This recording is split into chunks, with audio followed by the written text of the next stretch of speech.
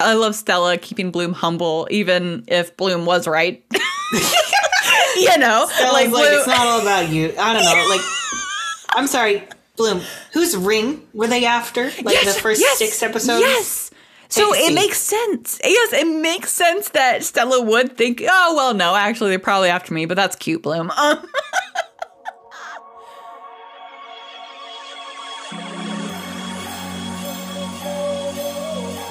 Hey there! Welcome to the Winx Forever podcast. Join creator, host, and lifelong Winx fan Lola Valentine as she invites you to take a deep dive into the very cool universe of Winx Club. So whether you've been a Winx fan since 2004, or you vaguely remember the show from your childhood, or even if you're just being introduced to it for the first time, welcome. This is the Winx Forever podcast.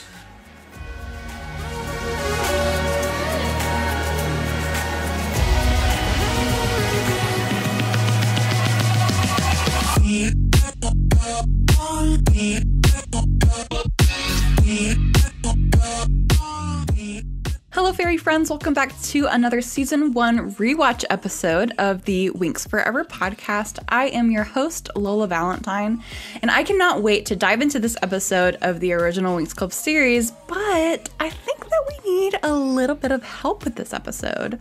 So, welcome to the show, fantasy writer, indie author, and YouTuber, but most of all, Unicorn of War, Thomas Vaccaro. Thomas, thank you so much for being on today.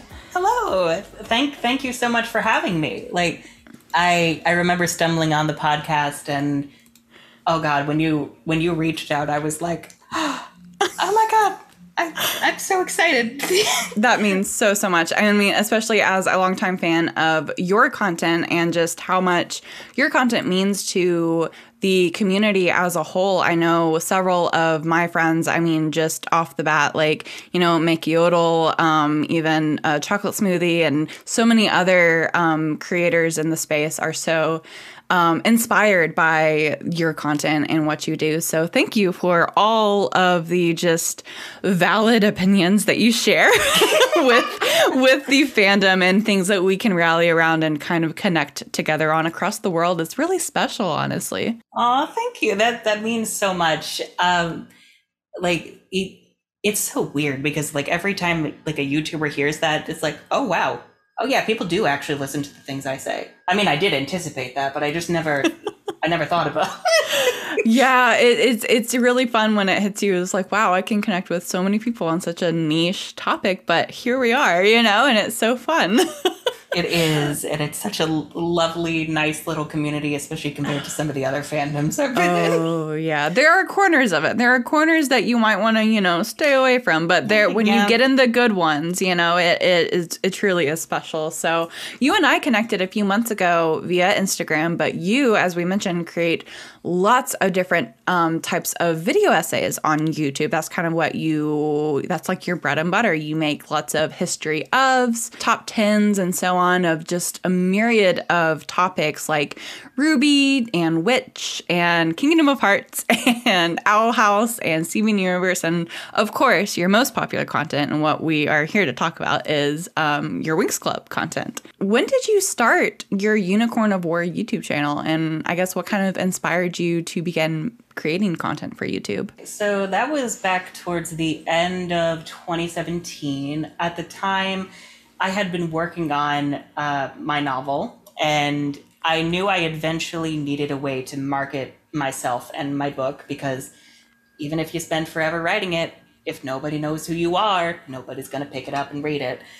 And I was like, okay, what's a practical avenue to do that? I guess I do know like a lot about nerd things that like people would, I guess, enjoy. And I have a microphone. Like, why not just give YouTube a spin? Actually, I did not start with Winx. I started with Ruby. Yeah. I remember reviewing each of the volumes, that's their word for seasons, like one by one, in short little reviews where I spoke at the speed of a chipmunk.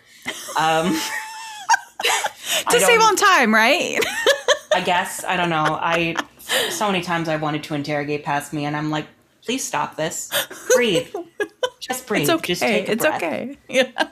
But I very much enjoyed it. And from there, everything just kind of snowballed into where we are today. And I've met so many wonderful people through that choice. My life is like completely different from how it was before.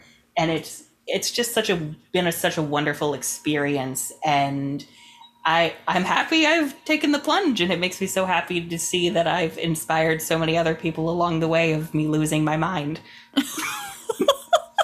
Listen, it's so enjoyable, and it's so evident how passionate you are about the topics that you cover on your channel. And I always wondered, you have such a unique username on YouTube. Where did you come up with the name for Unicorn of War?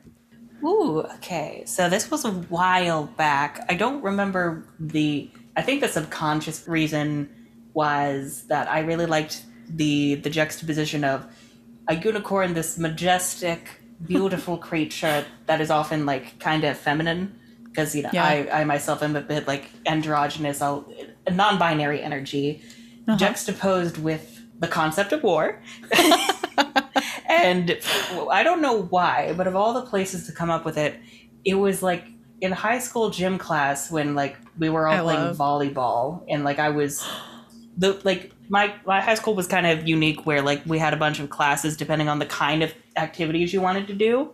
Okay. And the one I picked was like mostly girls. Shocking. And we were playing volleyball, and we were trying to come up with team names, and I suggested the Unicorns of War. I love it. They all turned it down immediately. No! Missed opportunity. They didn't know what they were missing out on. Exactly. Yeah, exactly.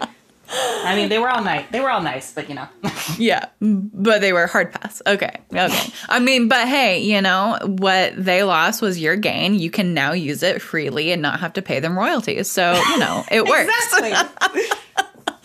Incredible. I don't think any of them remember, but it's fine. I know you were talking about how, Winx Club originally wasn't the first type of content that you did on your YouTube channel. You started out with Ruby and expanded to other kind of more niche fandom topics. But I love that in your very, very first Winx essay, The History of Winx Club, you said that you were doing it because no one else dared to speak in depth about this very niche franchise, and that's something that you're really, really good at, is speaking about in-depth things about niche franchises, which is awesome. But I even refer people, who ask me how to start watching Winx Club, and who are just being introduced to it, whether it be, with the resurgence of, dear God, the Nick dub, or... No. Or, even now with people discovering it through the Fate the Winx saga, so it's like I continue to point people back to whoever asks me, like, go watch Unicorn of War's videos. Like, he does a really good job of just laying out, where we've been, where we're going, kind of this trajectory we're on as a fandom. Yeah, we've seen a lot. There are generations of us. But your videos are very, very thorough and obviously well produced. I mean, so good. But I want to know, do you remember the first time that you saw Winx Club and kind of what got you into the show? Ooh, yeah. I was actually discussing this in my server earlier. The very first time I remember seeing Winx, I think I saw it before this, but this is the first time it stood out to me. I don't know how, but I came across... It was when season 3 was coming out with the 4Kids dub, and I remember specifically on the 4Kids website, the episode I kept rewatching was Mission to Tides. There was something about this dramatic mission of these girls I had no context about going to fight evil mermaids in a very pretty sorcerer man on a world of ocean, where I was like, I don't know what this is, but sign me up. And I must have rewatched that a dozen times. They also had episode 6, but for some reason that one didn't work, so it's fine, I guess. And from there, I watched season 3 week to week on, I don't even remember what channel the 4Kids dub was airing on. It was very, as a child who was mostly raised on Disney, Cartoon Network, and Nickelodeon, it felt very out of the way. Yeah. It was on Fox. It was on the Fox box Saturday morning block. And then it got passed around to different other channels. Like, I know for I think that there were reruns of the 4Kids dub on like an afternoon block after school on Cartoon Network. But yeah, to your point, it was very much, if you didn't know about it or where it lived, you know, it was very, exactly. We were ahead of the curve. We were ahead of the trend. So I watched season 3 week to week. I remember the Magic Moments thing where they were doing all the reruns. And from there, I went backwards and I watched seasons 1 and 2. Eventually, I came across the Cinelume version, and I'm just fascinated by this weird Italian show about fairies. What do you think it is about Winx Club that has kept not only you, but just, you know, anyone like us, you and I, that just love this show? Like, what do you think it is that has kept us engaged all these years about it? I would say it's probably, because when you talk about Winx Club, there are so many things about it we love. But I think the thing beneath all of, like, the characters, the world building, the art design, the fashion. But when you take all these things together, Winx Club becomes this, for lack of a better word, unicorn. It's so unique. It borrows from so many different genre shows, like magical girl shows like Sailor Moon, but also other things where they go to a magic school like Harry Potter. Yep. But it also has these beautiful 2000s era fashion designs. It's like, there's nothing quite like Winx. And I think once a lot of us got a taste for this and we really enjoyed it, we realized, there's literally nothing else like this. I think I'll stick with this. That's fair to say. More of this, please. Yes. But then Rainbow continually gives us not more of what we want, but we can talk about that later. Exactly. Like, come on. Like, that's the thing with so many things, though, where it's like they don't realize why it worked in the first place. Yeah. You're too close. You're too close to the sun. Exactly. It's like you're looking at VR goggles at your own work. I can speak from experience. Yeah. I think any good creative, can relate to that same thing. I for one, yes, absolutely. Absolutely. It's wild. It's like, oh my God, it looks completely different to me because it lived in my brain. Yes. 1000%. Well, speaking of creating and being a creative, clearly with how much writing goes into your video essays for YouTube, it's not any wonder that you're a fantasy writer and now indie author, as we mentioned in your intro. Your debut urban fantasy novel, De Cineribus, From the Ashes, is currently available wherever you can get truly good books. When did you begin writing this fantasy novel? You said you were in the middle of it when you were kind of in this position to create your YouTube channel. So that was quite a long time ago now. Mm-hmm. Well, I've been writing as long as I can remember. It's been like my go-to for expressing myself. I remember writing very melodramatic, bad poetry in high school, so that was fun. We love. But towards the end of high school, I wasn't really sure what I wanted to do with my future, and for very personal reasons, like it looked like a very scary, indecisive road where I wasn't going to be doing a lot of what like my friends and classmates were doing, especially as like I've always done well in school, so everyone just kind of expected me to go off to like college and like get a traditional job just like everybody else. But my creative heart would not have it, and neither would my anti-capitalist heart. I did not know it at the time, but, you know. Yeah. So towards the end of high school, I decided, okay, so a feasible thing that I am capable of doing, like I can write decently. Mm-hmm. So I think the best thing I can do for myself is try and turn that into some sort of career long-term where I can support myself and like do what I love, which led to me taking this story idea I had for a while and crafting it into a novel series. Incredible. And from there, like I worked on the draft, and then eventually I created my YouTube channel. And it's pretty much history from there. That's incredible. It's really cool to hear just kind of the process of you taking something that you've always loved and being like, no, I'm going all in on this. I mean, not a lot of people have that same gumption or even courage, to step out and to do that. So honestly, like, thank you for having that courage, because if it wasn't for that, like, you know, you wouldn't be here. You wouldn't be here inspiring people with your voice and with your thoughts and opinions. And it's just really cool to hear. Thank you. That means a lot. I think me back then would be really reassured to know that everything was going to be okay. I know you have a very, very thorough video on your YouTube channel kind of talking about your self-publishing process. And for all the listeners out there who are kind of exploring the self-publishing process for yourself, for your stories or anything, you should definitely check it out because it's chock full of just such good information. But I would like to know, Thomas, what would you tell yourself about the self-publishing journey that now that you've finished your book, now that it's out, what would kind of be your encouragement to yourself and anyone out there who also wants to begin this self-publishing journey for themselves? I think the main thing I would say is don't go in expecting a breakout success. Do this because you love this and you believe this is the best way to get your story out there and heard. Because ultimately, in both traditional and self-publishing, the odds are that you're not gonna be a J.K. Rowling. You're not gonna do Stephen King numbers, but you shouldn't have to enjoy knowing that even a handful of people enjoy your work. That's one of the main things I would tell myself. I would also tell myself, please learn to format your book yourself, because it's not worth the hundreds of dollars for hiring a formatter. Like cover design, yes, hire someone who knows what they're doing, but formatting, no. I mean, that's a YouTube video.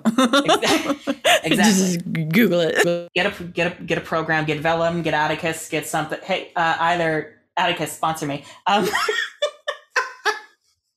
Just get that, please. I love that. I love that because it's so easy to get wrapped up in the numbers, and it's so easy to kind of forget why you start in the first place when you're playing the social media game, the marketing game, the, you know, whatever it is to promote the thing that you've poured your heart and soul into. It can sometimes feel kind of crushing, you know, when you're not an overnight success, when you do compare yourself to the greats, you know. But I love that piece of advice, and I think that that's really important for not just writers or people looking for, you know, a publishing deal or looking to self-publish. I think that's really good advice for, you know, just creatives in general. I mean, if you're not enjoying it and if you don't enjoy the process, you know, kind of reevaluate and look back and remind yourself why you started. I love that. Yeah, exactly. And if you're doing it solely for the success and the money, people will be able to tell, because you're not going to really have anything to say. You are more likely to find success long term if you're true to yourself and the stories you want to tell.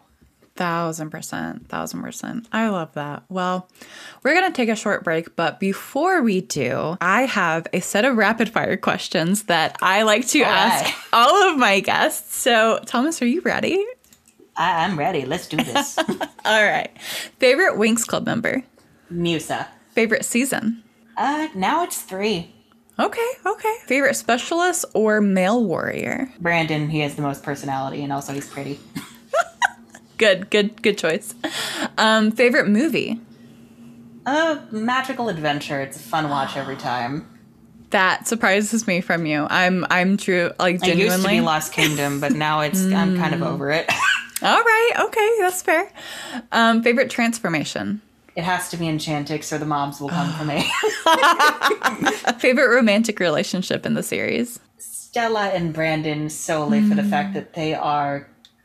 Oh, I love them. Like the game that they play on like who can flirt with the most people, yet they're still secure in their attachment. God bless. So cute. Love them. Until we get to season 4 and we forget all about that security. We don't talk about it. About it.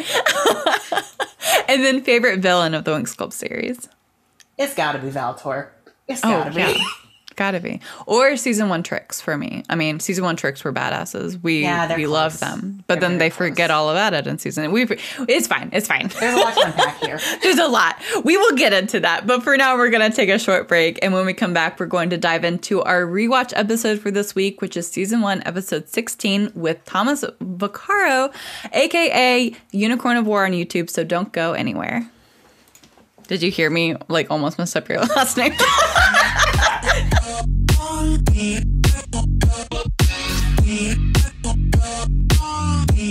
Hey there, I'm the Unicorn of War, and you're listening to the Winx Forever podcast.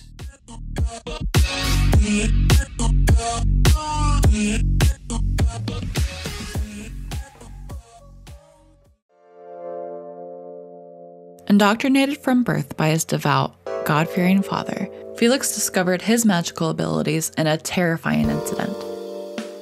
Ever since that night, spite has festered within his heart, shaping his desire to become a powerful sorcerer. And much to his surprise, his dream may become a reality as he receives a chance to study at the prestigious Dragora Institute of Magic in the Median Empire. However, there are secrets lurking in the shadows. A masked man hangs just out of sight, stalking Felix and fueling the flames of his hatred. And now, as Felix grows closer than ever before of realizing his dreams, a new, darker destiny threatens to corrupt his ambitions.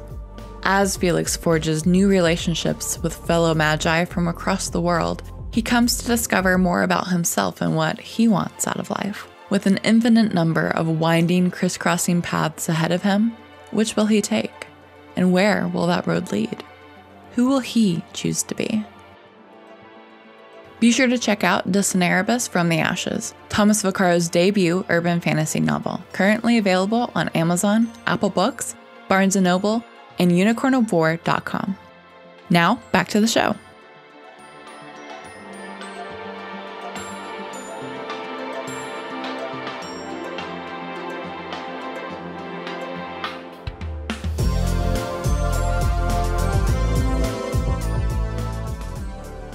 And we are back to discuss this week's Winx Club original series rewatch episode, which is season 1, episode 16, with our very special guest, Thomas Vaccaro, but you probably know him better as his YouTube channel name, Unicorn of War. So Thomas, would you like to give us the various titles of this particular episode?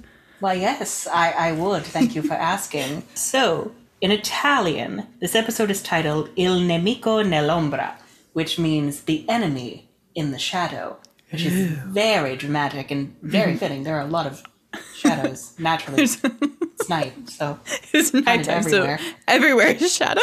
Yes, the Cinelume dub title is Cold Spell, which, I mean, I guess so.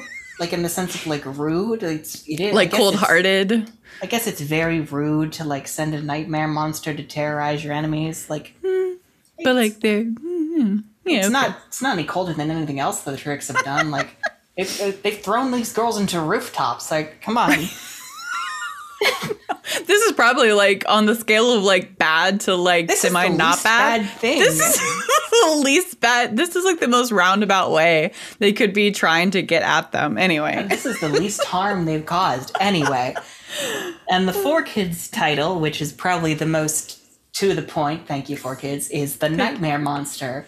So you immediately know what this episode is about, which, you know, is what a title's supposed to do. So thank you. So thank you. We just straight to the point. We love it. Cold Spell sounds like it would just be icy freezing everything anyway. So. Or like them getting colds. Oh, that's what I thought.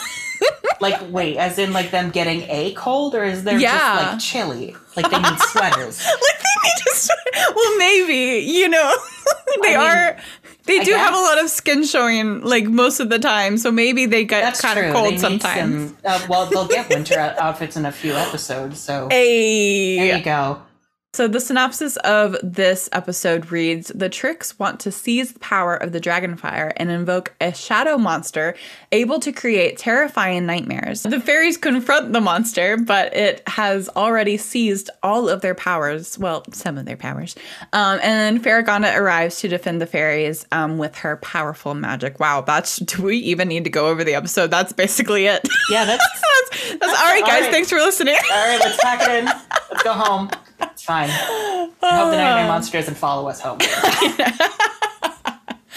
Oh, no. Let's get into the episode scene by scene and kind of just unpack all there is to unpack about season 1, episode 16. So let's go. So the episode opens up with a nightfall shot of Magix, and the Tricks, who are in their dorm, are summoning a nightmare monster. This monster will drain its victims using the victims' nightmares and weakening them, but strengthening itself with kind of the powers that it drains from its victims. After its summoning, the creatures leave the Tricks' dorm and heads for Althea, and the Tricks are, left to cackle on their floor about their soon-to-be victory. As anybody would. Right, because this is the chance. This is the moment that they're going to finally seize the Dragonfire, but, we will see how that unfolds for them. I mean, they tried. They tried. That's the thing. They try so hard, throughout this whole season, and I feel like if they had tried just a little harder, I don't know. I feel like they get in the way of themselves a lot in season 1. Well, also in subsequent seasons, but especially season 1. They're dead set on finding this Dragonfire power, right? They find it. And it takes them 4 episodes to actually get it. You know what I'm saying? It's not, I mean, I guess that's a spoiler alert, but it has been out for almost 20 years. So that's on you. It's been 2 decades. Yes, yeah. So but you know what I mean? I feel like if they would stop trying to witch everybody up so often, that they would actually be in possession of it already. But whatever, girls, you do you. I mean, that might be a character flaw though, their own egos, they're their downfall. Yeah, I guess checks out. Maybe that's the lesson. Keep your egos in check, kids, or you're gonna keep failing like these witches. That's true. So as we covered last episode, the 4Kids dub actually took this opening scene of the Tricks in their dorm conjuring this monster and put it at the tail end of the previous episode to kind of give that extra intrigue for the viewers to want to tune into the following week to see what happened to the Winx with this nightmare monster. And honestly, I think that that's a really smart move because, I mean, it's airing once a week. You don't have a lot of time to kind of pull your audience in. It's only, 20-minute episodes. So it does kind of give that, it makes sense to me why they would have rearranged that and put this scene at the tail end of the episode 15. Yeah, I completely agree there, especially because, 4Kids episodes specifically are, when you put them all together, they're, 16, 17 minutes. Right. So, they're very careful about their time and not... Let's be real, not a lot was happening last episode anyway, so we might as well put this at the very end. I mean, it was important to the girls, but it was comparatively. Comparatively, it was a filler episode. It was a better one of the filler episodes, but yes, it was a filler episode, definitely. And you're probably I wonder what the witches are up to. Oh. Yeah. Oh, no. I regret asking this. Yeah. Exactly. So all of that being said, in the 4Kids dub, this scene does have a very different opening. The Winx are actually arriving back to Althea after viewing a scary movie in downtown Magix, and they are discussing the film, and Flora mentions that the movie really scared her and asked them to please stop talking about it. It's always fun to hear about the girls interacting in downtown Magix and just imagining them frequenting, the city for outings like shopping and going to the movies and just hanging out.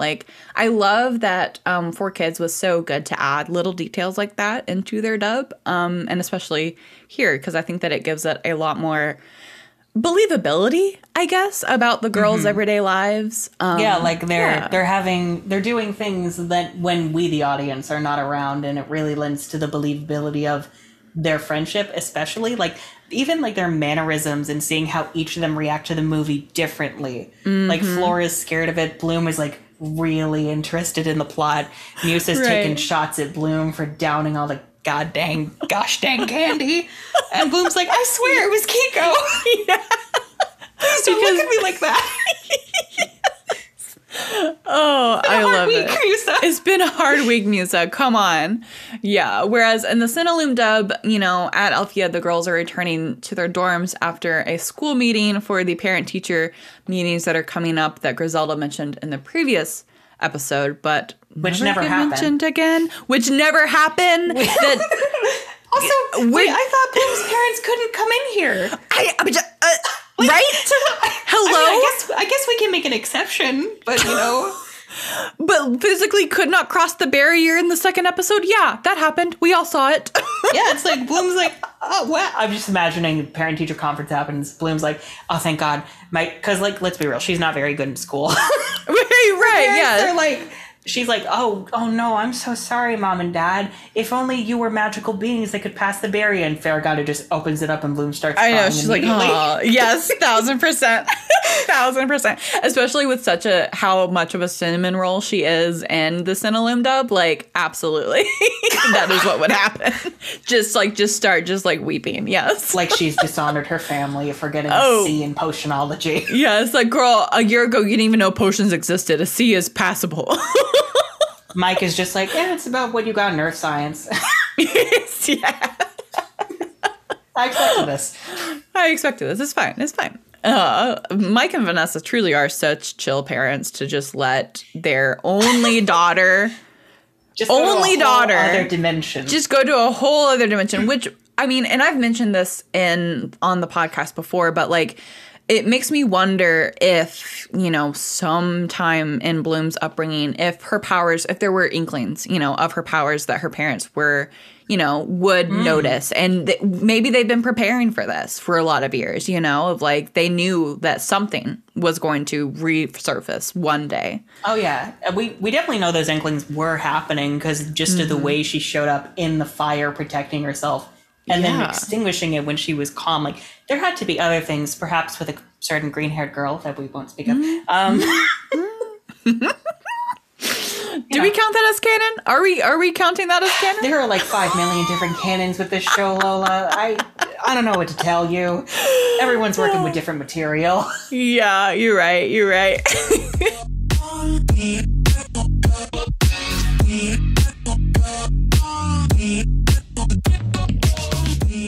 If you're enjoying this episode of the Winx Forever podcast, follow the show on your favorite streaming platform so that you're notified when new episodes are released.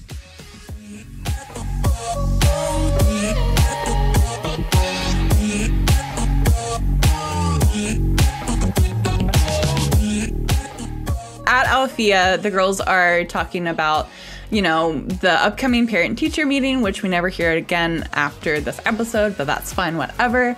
As they're walking back, Stella is excited because it would mean seeing her parents together again, but Musa obviously is a sad little girl because her mom is not around anymore. Flora then... Baby girl. But then Flora points out that she kind of feels like a disturbance in the force, in Mother Nature, I guess. And that Mother Nature is agitated for some reason. And then once they get to the hallway of their dorms, Tecna starts to hear kind of these strange noises and alerts the girls, but Bloom is very fast to dismiss this and says it's Tecna's imagination. Rude. Yeah, rude. However, Tecna, my girl, she is still very suspicious and cautiously, checking out the hallway before they enter into their dorm. With all the girls asleep, Stella is unfortunately the first victim of the nightmare monsters. So as she is going to sleep in her bed, it is kind of lurking about in her room, and it begins to absorb her energy through her nightmare. So she is dreaming about her parents splitting up. And it's honestly, it's really sad because, one, this is the first time that we get to see King Gradius and Queen Luna in the show at all. And it up until this point, it has been, mentioned a couple of times, Stella's parents are getting a divorce. They're not together anymore. And it's been kind of a heavy topic, for Stella. She's usually this very lighthearted, bubbly person. But, underneath, it kind of goes to show in this episode that, no matter how put together someone seems, even the Princess of Solaria has stuff going on. And obviously the Nightmare Monster knows that about each one of these girls, and so it's bringing out the worst for them in these dreams. And so for Stella, it is her parents splitting up and having to kind of be in almost two places at once, because then there's like, she's looking in a mirror and she gets split in half and it's like weird. But after gaining, you know, some of Stella's power from her nightmare, the monster transforms into its next like metamorphic state, I guess. They're all horrifying. They're all so gross looking, and I hate it. But real quick, can I say that go for it, girl. I absolutely hate, detest, loathe it, do not like, 0 out of 10, that the first like stage of this little like goblin thing is like hovering over Stella on top of her in her bed in a very suggestive posture, and I don't like it. It's gross. What the hell, Eugenio? This is a Youth 8 television show. No, thank you. Why are we showing graphic little nightmare monsters in bed with Stella? I hate it. I don't like. Oh God, it's weird. The only thing I can think of is that, like, I think this monster is probably based on like the Alp, which is like a dream monster from folklore that like it literally sits on your chest. Like when people have sleep paralysis, they sometimes feel like something is sitting on their chest, and that's where that came from. So I think that's probably what they were going for. It's still creepy and gross. It's still creepy and so gross, but thank you. That's such a good little tidbit of trivia. You're welcome. I love that. Ugh, yuck.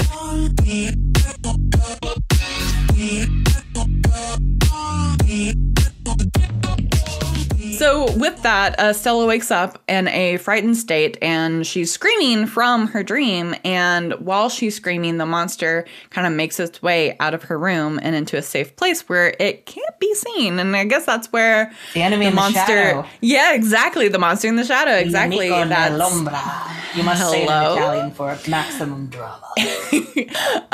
But it wakes up the other girls, and they all come into Stella's room to see what's wrong. And Stella tries to explain to them that she was dreaming, and although Flora's, you know, trying to comfort her, she's like, no, like, it literally felt like there was someone in here watching me, and that's not creepy at all. I mean, hello. Disgusting. Sleep paralysis, hello. we don't like. No. Tekna then points out that she noticed something strange going on, but Musa believes that it was nothing serious and that it was just a nightmare and that they should all go back to sleep. Little did Musa know that she would be the next one. That's literally next up on the block. The nightmare monster's like, oh, you doubt me, I see. They're like, give it 5 minutes, girl. Yeah. I'm coming for you. There's lots to work with you. Yes, honestly, next target acquired. Yes, let's go. Achievement unlocked. Honestly, because doesn't the nightmare monster with a little Xbox controller in its paws or whatever? Oh my God! Boobs. I don't know what you would call its legs. It's well, it changes, right? So like when it's a little goblin, it has like gross like goblin hands, and when it's this thing, it does have like those like weird. I don't know. Like it's I just have gross. Wait, this form doesn't have thumbs. So did I really level up, or am I just more cumbersome to move? That one. So Musa is the next one that gets attacked by the monster. She begins to kind of sweat in her sleep, and she's dreaming about her mother. And while this isn't the first time that we've seen her mother in the first season, she's talking to her on the hologram. This is the first time that we do hear her mother speak. I didn't like in the Cinelume dub that she wakes up calling for Riven in her dream. And like it had nothing to do with him. It had nothing to do with him. Do you know if this was also in the Italian version? Have you watched the Italian version? She does say it in the Italian version. Okay, this just proves my point that 4Kids is the best dub. They saved this. They took one look at this and were like, this is not about a man. This is exactly. I mean, because like, why on earth would they include that? Yeah, it's about her mama. It's about her mother, and Riven has not ever been a consoling force for her in this season yet. Not in the slightest. Quite the opposite. Quite the opposite, exactly. He told her to get assaulted by witches. And let them do it.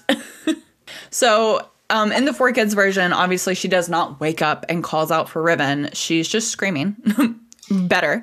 Yeah, and I think it's really interesting, too, because music is a way for her to express herself and connect to her mom. I love that it's a world without music. Yeah. Because without her, that would be almost like losing her ability to breathe. Yes. And I also like, you pointed out, this is not the first time we've seen her mom. Mm-hmm. And in the first time we saw her, it was very happy image. I assume it's like a diary thing to make Musa more comfortable expressing herself.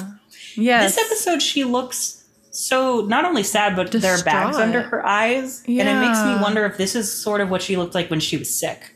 Oh, yeah. I just got goosebumps. That's really sweet. Yes. Yeah. So the monster, is absorbing Musa's power and is draining her. And then it transforms again and then moves. And this one that it transforms into is like this weird like spider alligator thing. And I hate it.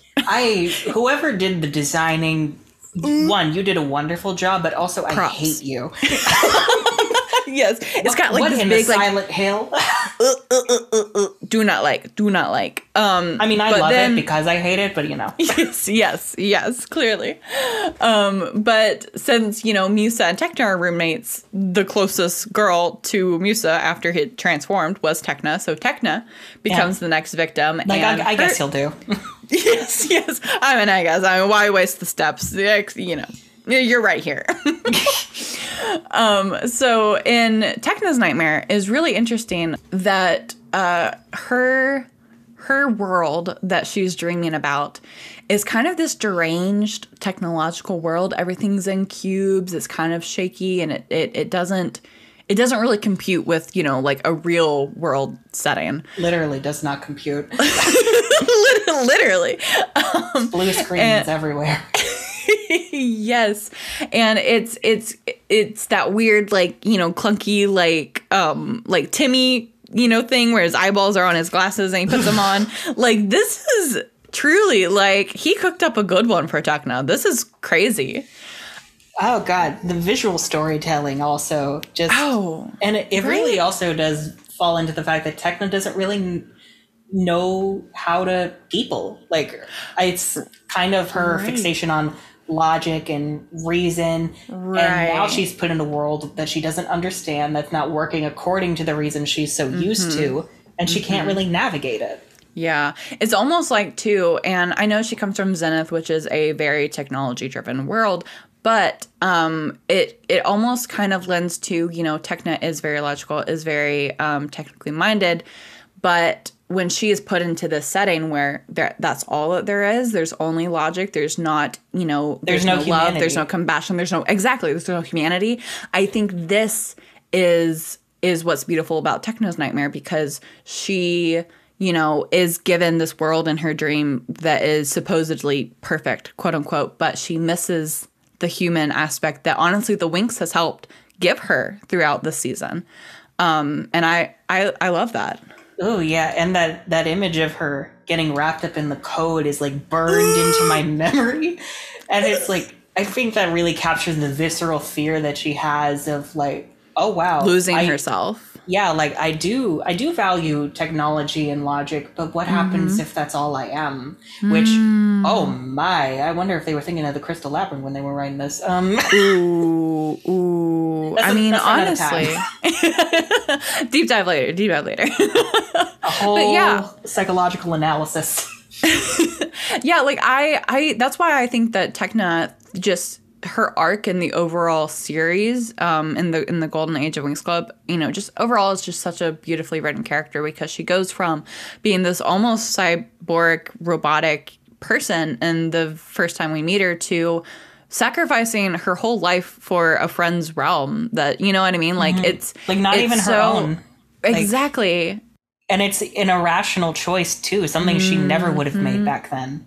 Oh, exactly. So the fact that her dream speaks to all of this, I think is just, it's beautiful. I think that this episode is very good and very telling of, you know, even more into what the true character and nature of these girls are. And I think it's great. I love it. Season 6 could never. Season 6 who? Exactly. She doesn't go here. So then, of course, Techno wakes up and she notices herself feeling very drained when she realizes that Musa has fallen off her bed. Like, her body is like just a strone all over the bed. A strone, I like that. like she's just like, you know, lying there, and Techna goes and she's like, oh my God, is she dead? You know, like that would be my first. Like in fiction, characters fall over all the time and it's no big deal, but in real life, that's dangerous. That is protect your head. No good. Wear a helmet to bed. That's what we learned from all this. But she goes and she asks, you know, Musa if she's okay and wakes her up. And Musa replies that she doesn't know. She feels kind of empty, you know. And then when the other girls, you know, in their suite heard their screaming, again, they come into the room and Stella, of all people, is complaining about losing her beauty sleep. Bitch, you just woke everyone up 30 minutes ago. What are you talking about? Losing your beauty sleep? You were the first one. How are you not sympathetic? Is that is the most Stella thing ever, though? Like, but I'm willing to inconvenience everyone else, but if you inconvenience me, I will have words and a scepter. But in the 4Kids dub, she didn't say that. And this is why the 4Kids Stella is my favorite Stella and my true Stella. And I love her. And I just that. All the passion. She in the 4Kids dub, as she's walking into Misa and Techna's room, she says, oh, I see that I'm not the only one, you know, like point out like dots. Exactly. She's a super sleuth. She's on the mission. She knows what's up. She had those witches after her the first few days at Althea. Honestly, yes. And I wonder, it's got me thinking, you know, like, what was Stella's first semester first year at Althea? Because she had a whole year before the Winx. Actually, you know? I do kind of headcanon that even though I feel like a lot of people read Stella as like a very popular girl who would like have a lot of cliquey friends, but she hangs out with the Winx, who seem to be like a collection of misfits. Like a found family. So it is my belief that Stella acts like the popular girl, but actually in her first year was bullied. And and her reason for acting the way she does is to like, it's like a form of self-love, basically. It's like, no one may like me, but I like me, and that's good enough. Yeah, pop off queen, we love. She's a Leo indeed. A true Leo, yes. So Musa and Techna tell them, you know, that they were also having nightmares, and Bloom finds it a bit strange. And Stella reviews what they had been all experiencing so far. Like, yes, Stella, thank you. We all put it together, but now thank you for saying it out loud. Where would we be without you, Stella?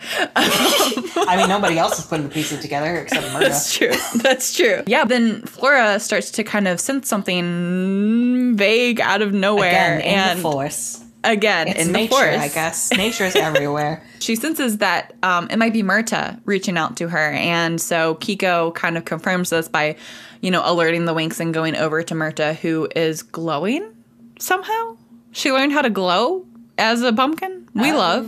Good for her. Good for her. Good for her. You know, she's useful in human form, but also proven to be more useful in pumpkin form. We love. So Kiko tries to tell them that Murta is trying to tell them something when Flora uses her powers to kind of like connect to Murta's spirit and get this kind of cute little like hologrammy like thing come out of the pumpkin, and it's Murta like on Flora's little hand. I love this. I think it's so cute. Like, how they hadn't figured out how to do this before now, tragic. But I love that it's happening now. Oh, it's precious, especially like the little friendship Flora and Murta have. I'm here for it. I am too. And I mean, it also makes sense because like she's a pumpkin. A pumpkin is an extension of the plant Flora already uses. Yes. Might as well be her, and she's the nicest out of all of them. Myrta needs a hug. Yes, poor Myrta. But Myrta is the true MVP of this whole episode because she is the one that explains to them that she saw this creature and that it's going to, come back to attack Bloom.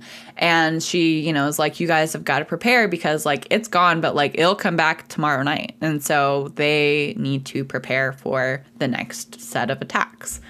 In the 4Kids dub, what Myrta tells the Winx about the nightmare monster is actually a lot different. A lot more useful. Honestly, truly. She informs them that they were attacked by a nightmare gargoyle. So it wasn't just any type of monster. It was specifically a gargoyle. Yikes. She has, like, the full scientific name. She knows the genus of this thing.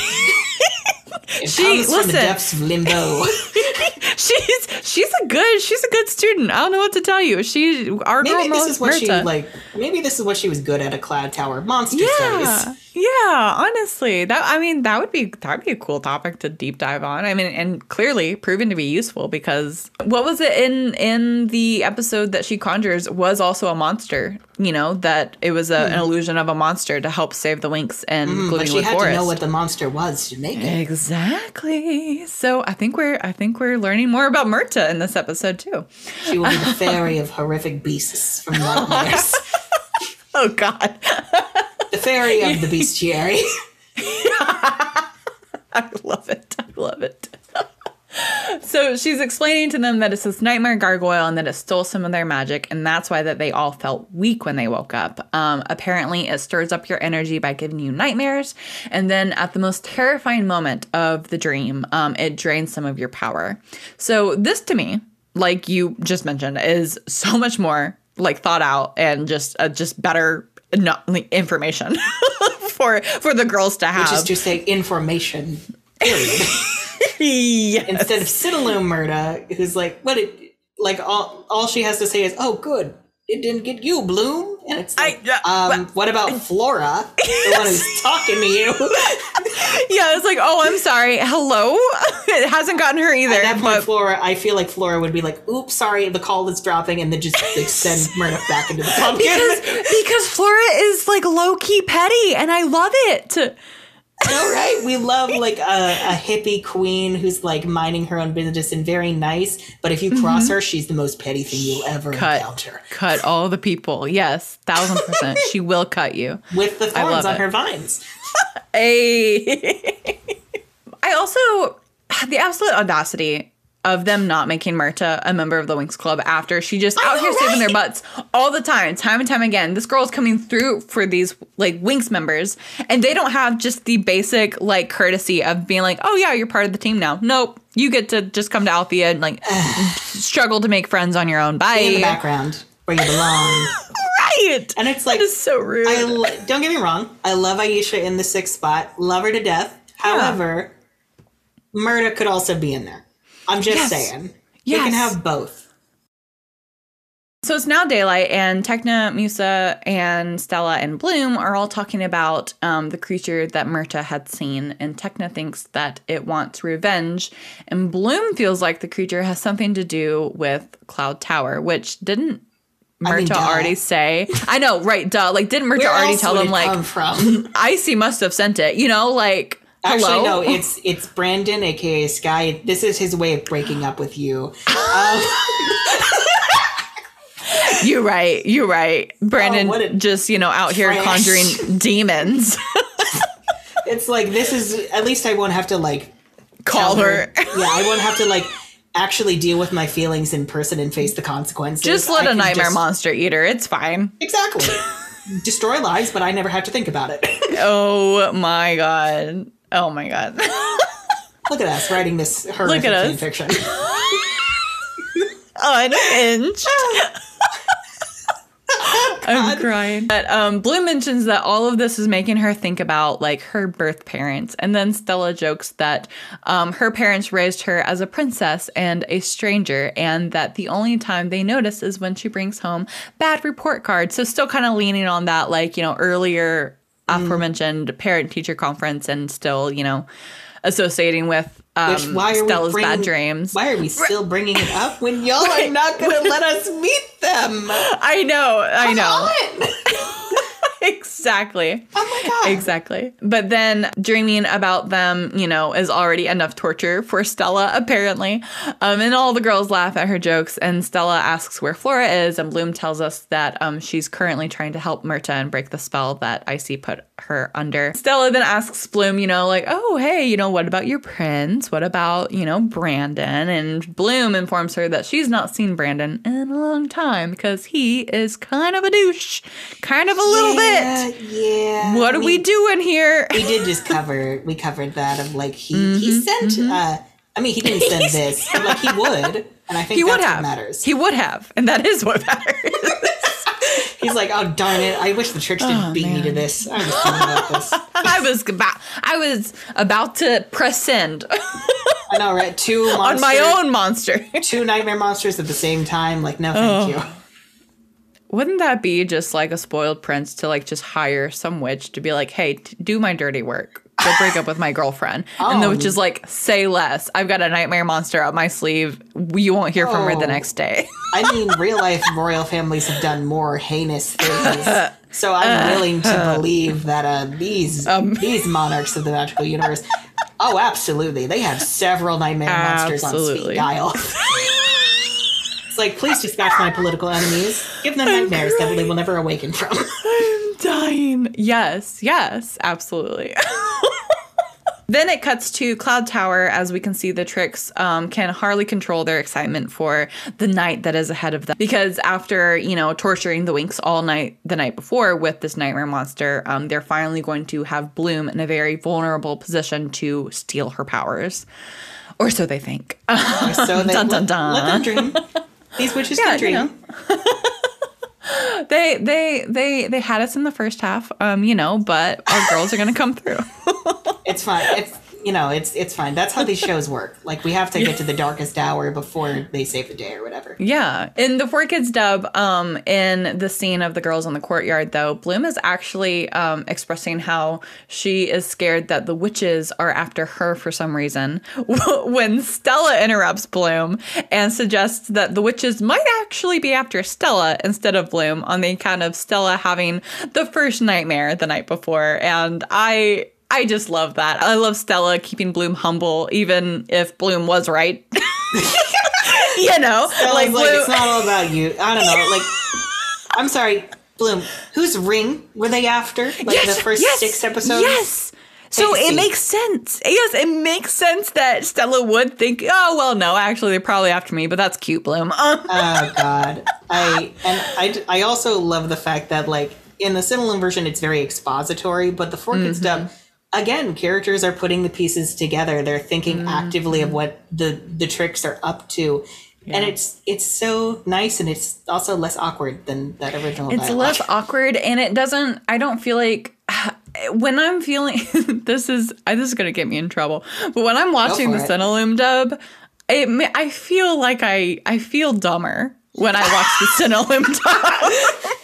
I genuinely feel like, my brain is not being engaged. Yes, and I feel like for Kids dub, it does a really good job of not insulting its audience's intelligence. You know what I mean? Like, it doesn't have to explain and lay everything out the way that the dub and the Cinelume dub does. It doesn't say oh, well, now we're going to do this and now we're going to do that. It shows us, and it does a really good job of progressing the story along without having to explain why we're progressing the story along. I don't know.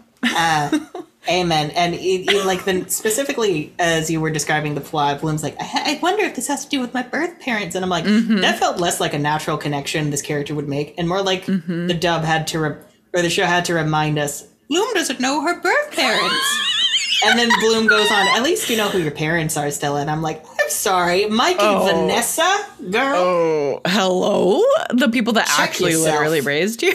Yeah. They're coming to those conferences. And how do you think they'd feel if I told them what you said? No, seriously. Jeez. Ugh. Disgusting. Cancel. Ungrateful.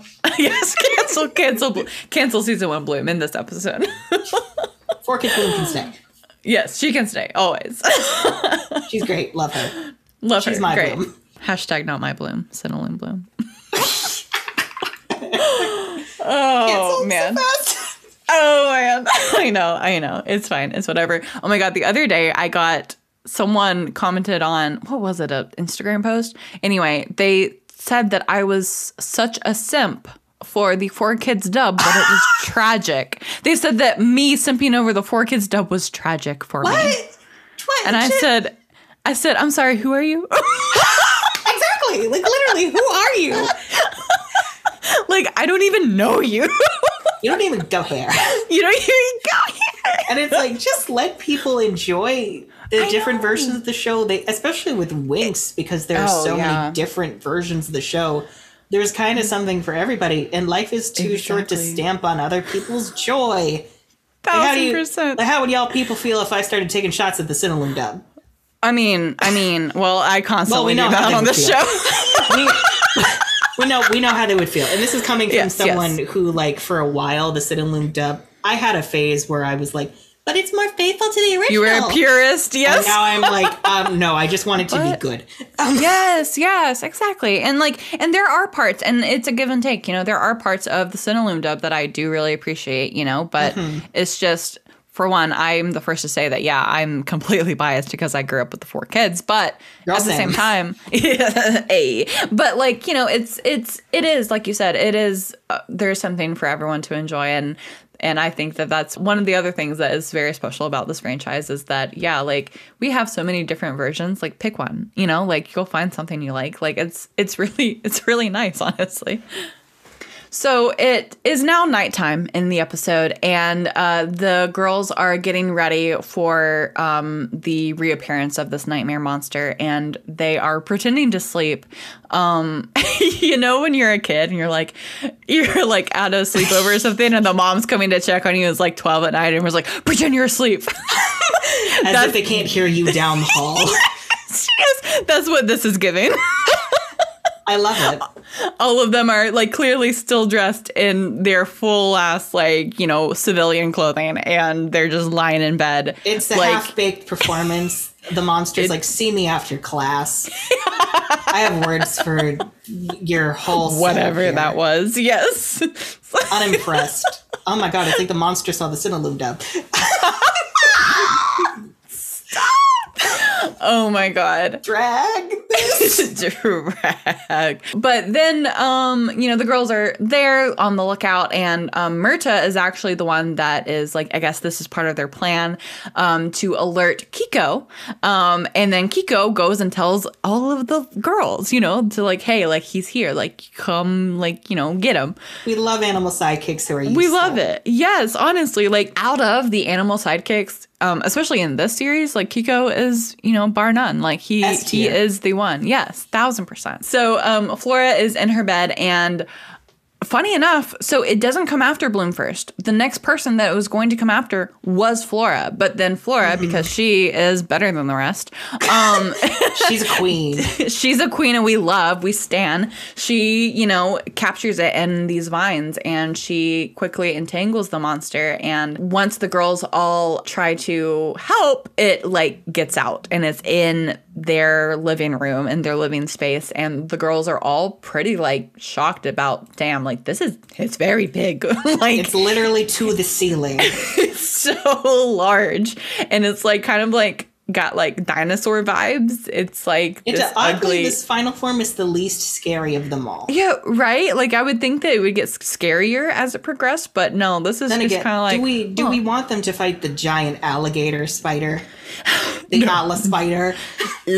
No, all of the spiders in the Cloud Tower episode was enough for me. No more spiders, please. So many scary spiders in this show. Do not appreciate. So the Winx transform to do battle, and Stella is using her scepter against the monster and attacking it when her fears start to, again, drain her. It's almost like when it absorbs their powers, it kind of brings back all of these flooding memories of their nightmares to them, which is so interesting. I love kind of the psychoactive like battle that they're facing with this monster. It's not just the physical; they're also battling it, in their minds, which is terrible. It's terrible for them, but it's great for us.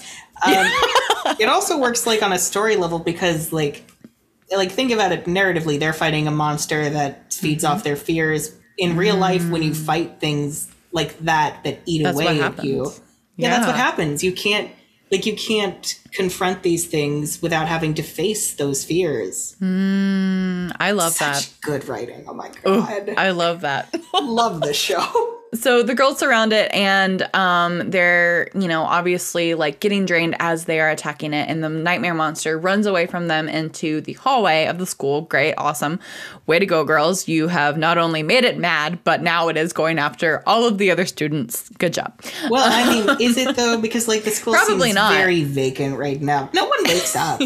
no one are these walls soundproof? Maybe. I mean, maybe it's a castle. Magic, it's a castle. It's a big castle full of stone. I mean, I guess. Wouldn't it echo a lot, though? Like, maybe. They're cavernous halls. Yeah, probably. You know what? I'm just going to assume it's magical sound control. Probably. But then, Griselda comes up at the most inopportune times. Where is she? You know what I mean? Maybe like she hears someone having an ounce of joy laughing down the hall, and she's like, "What's going on?" Not in my school. yes. But you know what? I have a counter to that. Maybe this is her punishment for them. She's like, you know what? You girls give me you guys have effed up enough. I'm gonna let this monster do my job for me. That's fair. I'm gonna get some popcorn and I'm gonna watch. That's very who's the guy in Harry Potter? Snape.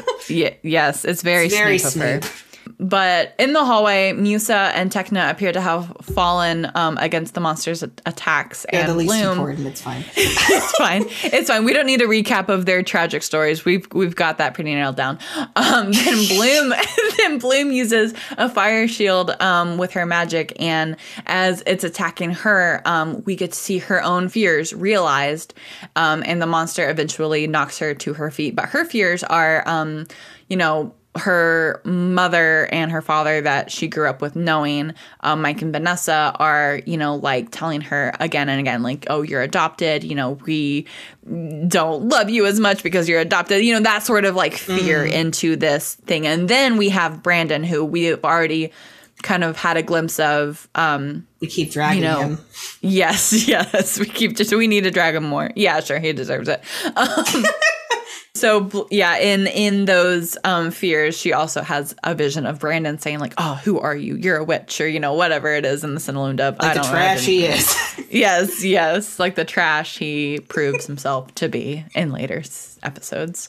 Actually, the next episode, which, Back at the dorm, though, while these girls are fighting this monster in the hallway, Flora is, like, being clued in to, by Myrta being like, hey, like, Bloom needs your help, like, and Flora's like, yeah, I know, I'm trying to get there now, but for some reason you decided to butt dial me. I don't know what's happening. Yeah, it's funny because especially at the tail end of the warning, Flora turns to the door and it's giving the energy of Myrta. Like, I've got to go. I know. Like, my friends are literally dying outside. Give me a moment. I was the one handling this with the vines when we weren't even transformed. They need me. I know.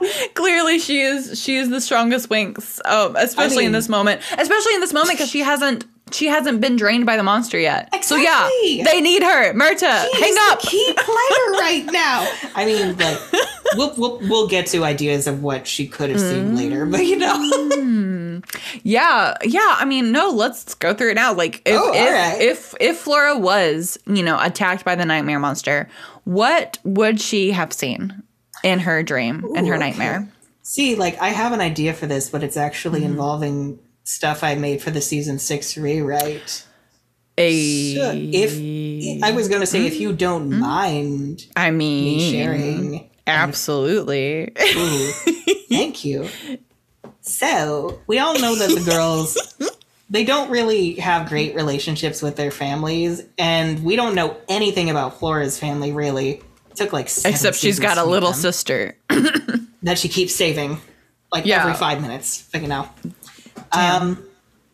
I kind of went with the idea of, what if Flora doesn't really have a great relationship with her mom?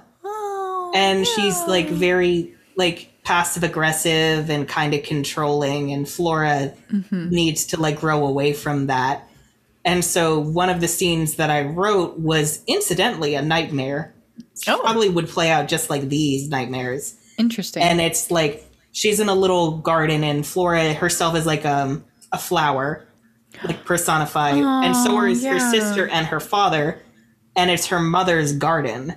And when Flora tries to get away, she gets plucked.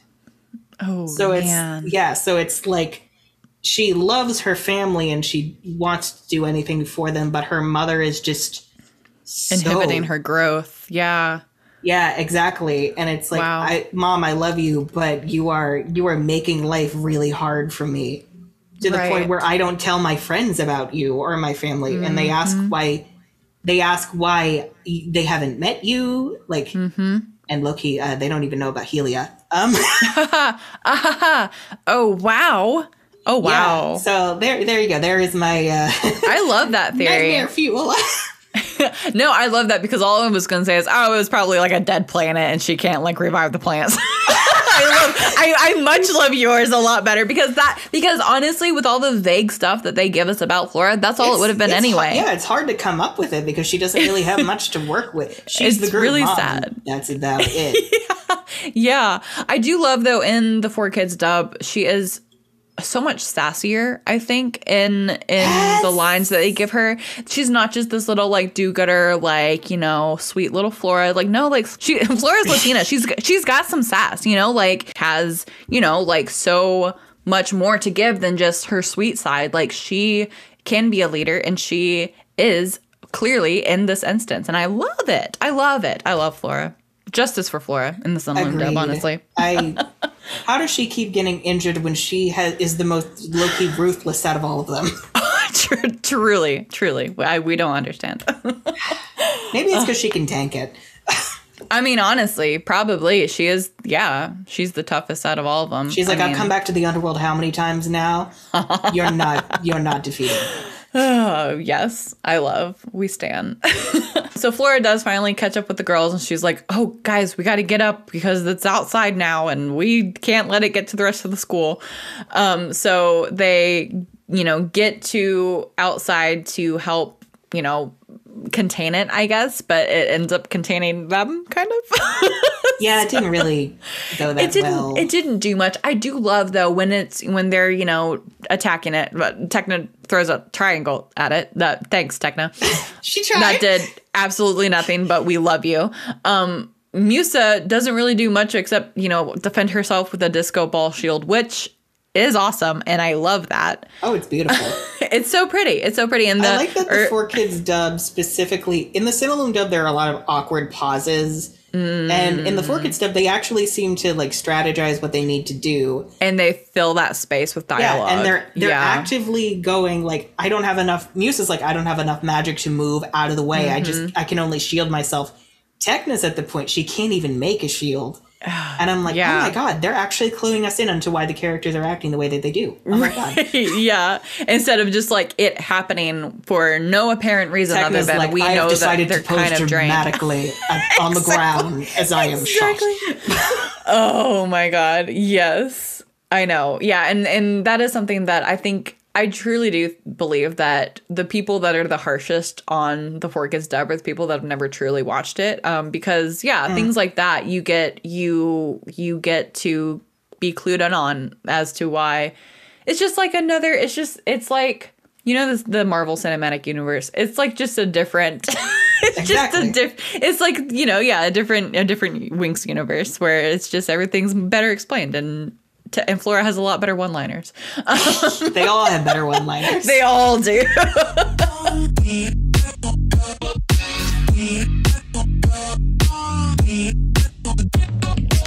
as all these Winx members are getting plucked off one by one, Flora and Stella are flying above the monster while it continues to attack Tecna, and the two of them blast the monster with the powers, but it doesn't do anything. So now Tecna is unconscious, Musa falls to the ground, Bloom is, you know, like, why is everyone so weak to fight? Here, I'll take them on, and gets wrapped up in the monster's tail when just the tricks appear out of nowhere, you know, and they freeze Stella and Flora, who for some reason do not come crashing down to the ground and shatter to pieces. Because magic, I guess. I guess it's magical floating ice or something. But like that seems like such a Trix move of like, oh, okay, cool. You captured them, but you didn't let them fall to their demise. I don't understand you. I thought you were witches. Maybe it's just because the censors are like, no, you can't commit murder. This is a children's show. And the Trix are like, now fine. they remember they're a Y8 television series. Exactly. We can have the creepy things, but we draw the line at murder. And I'm like, until season 4, but it's fine. Yeah, and actually now that I think that out, I'm like, I guess murder is the worst thing on the table. So I guess. Then explain season 4! Thomas, why? It's season 4. I don't have an answer for you. I don't. Oh, anyway, back to the episode. So Flora and Stella are frozen. Bloom is wrapped up in the tail of this dang nightmare monster. And Icy is monologuing about how, you know, she's going to rule the world with Bloom's power, yada, yada, yada.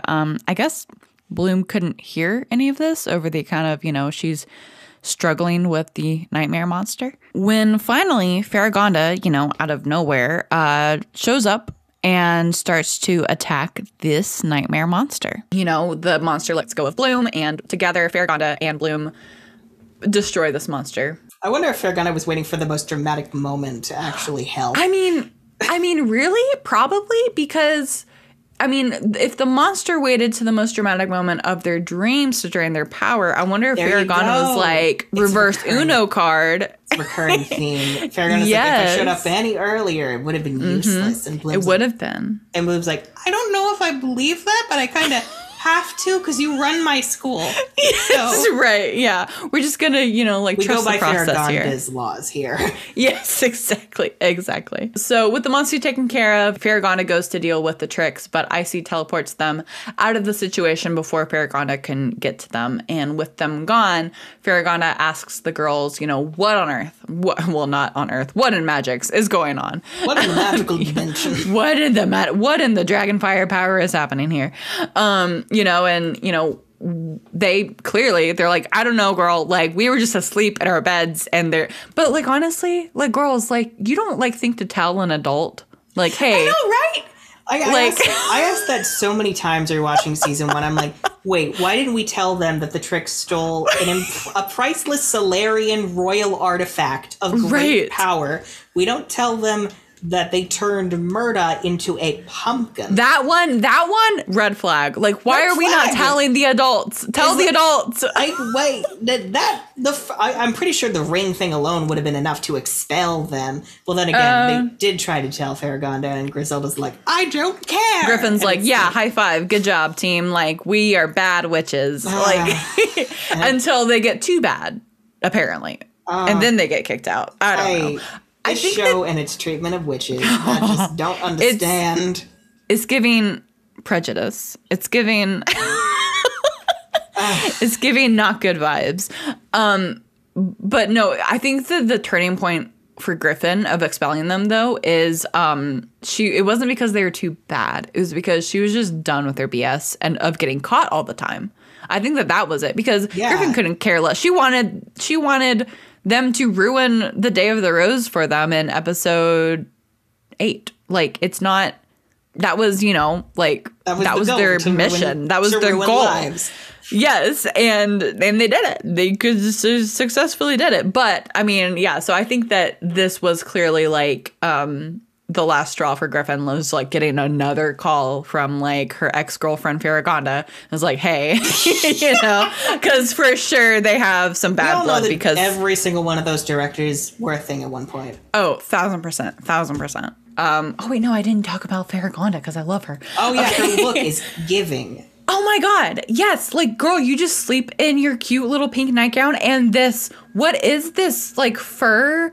Like lined? It's like a stole, I think the word is. I like, love. It reminds me of the one from like Aisha's season 3 gown. It's everything. Yes. And like her little heels and her perfect hair. I do like that she is a classy biche, but I also would have appreciated like how funny would it have been like for her to have had like rollers in her hair. Like, you know, from sleeping. Maybe that's why she was so late to the party, because she's like, hold on, I got to get my hair out of these rollers. I cannot be seen as the, you know, like headmistress that I am. I cannot be seen with rollers in my hair. I can be seen in my cute little nightgown because this is a look, but like no rollers, please. The real reason she was upset at the Tricks was not because they attacked her students, but because they interrupted her self-care routine before bed. Hello, yes. So the Tricks are walking back now to Cloud Tower. Again, with the walking, for some reason we forget that we can float. Maybe they're too depressed to fly. Maybe they're like, oh, we got foiled again. You know, maybe it's like a season 3 thing. Wait, no, they don't have wings that would get wet. Okay, yeah, I don't have an answer for this. Right. I do love the drippy makeup, you know, the like wet eyeliner moment. It is a look, and like it's the first time we ever see like something like that in the series of like, oh, their makeup, it's ruined. Yeah, our table, it's broken. It really fits with like this being the Tricks like hitting a sort of rock bottom and moment. Going, yeah, they're like, okay, we're done playing games. That power is ours, and we are gonna ruin some gosh dang lives.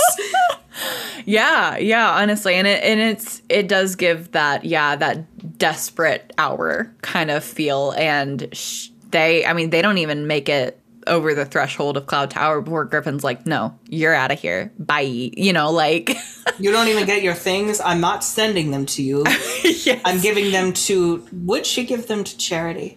I don't know how. No. She would give them to probably, you know, the next baddest witches in line, you know, in their class probably. Oh, I was about to say to their ancestresses. So, like, how do you mail things to Obsidian? Does Obsidian have a zip code? But yeah, that's basically the end of this episode. You know, the Tricks get kicked out of Cloud Tower, and they swear vengeance on the Winx Club, and insane. Roll credits. Like pack it in, witches. Pack it in, witches. Yes. So some of the major events of this episode, obviously, we see the Tricks summon the Nightmare Monster, and they attack the Winx Fairies with nightmares with it. Icy, Darcy, and Stormy are expelled from Cloud Tower. And this is the first time that we see King Radius and Queen Luna in the whole series, which I loved. I remember being a kid and like seeing them for the first time. I was like, oh my God, they're so royal. You know, they look like so cool. They look so cool. And like, especially like Luna, like, oh my God, she's so beautiful. And I love her elegance. Like, it's just, I especially love that so you good. can see like different aspects of them that Stella got. Yes. And this is also a thing. I love that they're sun and moon, because like Stella has like both. But you can also see why her parents are like so opposed, like because the sun and moon are opposites. They're like as far away as you can get from each other.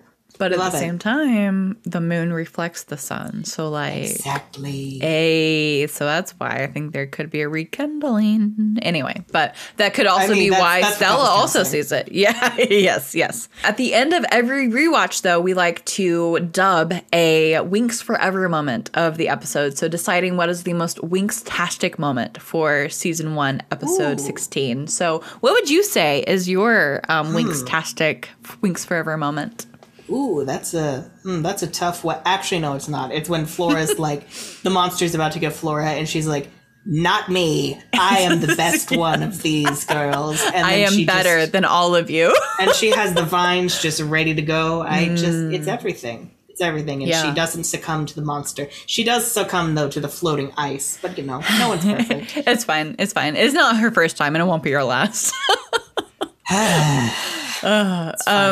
I think for me, there's so many good ones in the series, but in this episode for me, and I am biased I will say it over and over again. It's in the 4Kids dub in the very beginning of the episode when we see all the girls talking about different aspects of the movie and why they liked it. Like, I know that's such a weird, like, little slice of life moment, but like, everything. It is. I love it so much. I love that, you know, they all watched the same movie, but they all got something different out of it. And then Flora's like, that movie scared me. Can we please stop talking about it? And then later on in the next scene, Bloom's like, oh, remember when she was in the hallway with a ghost thing? And Flora's like, Bloom, literally, what did I just say?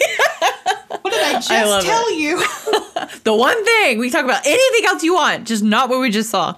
Yeah, I love it. It's so good. And this episode overall has such good scary movie vibes. And I love that the 4Kids dub opened with them seeing a scary movie because they probably got this source material and was like, oh, this is great. This makes perfect sense that they would encounter all of these scary things that happen to them after seeing a scary movie in Magic. So, yeah, why not? Everything. So, and now several people can write fan fiction about that movie. Yeah. What was it? Who did it star? Who are the starring actors of the Magic's realm in this season? I love it. There's so much material to work with there. Man, I cannot thank you enough for coming on the show today and helping. I mean, as a longtime fan of your content, like, this has been just an absolute dream. And I want to give you a chance to tell our listeners where they can find you and your content and your book online. All right. So you can find me at Unicorn of War on YouTube. Primarily, that's where I do all my video stuff. I also post a lot on Instagram. Also, Unicorn of War.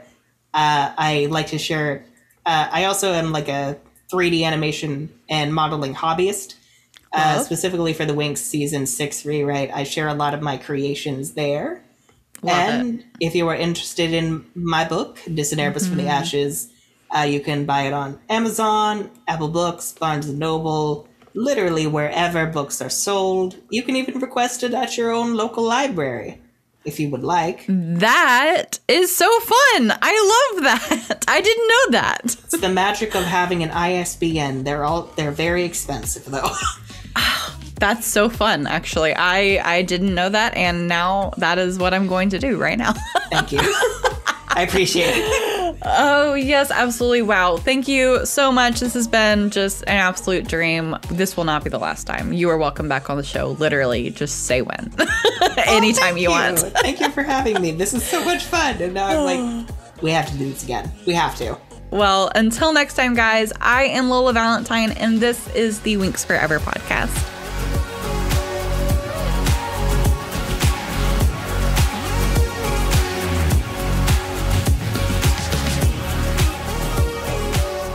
Thanks for listening. If you enjoyed this episode of the Winx Forever podcast, be sure to follow or subscribe to the show on your preferred streaming platform to be notified when new episodes drop. Join in on the conversation when you follow at Winx Forever Podcast on social media. The theme for the Winx Forever podcast is the song She Makes Magic by Big Wild.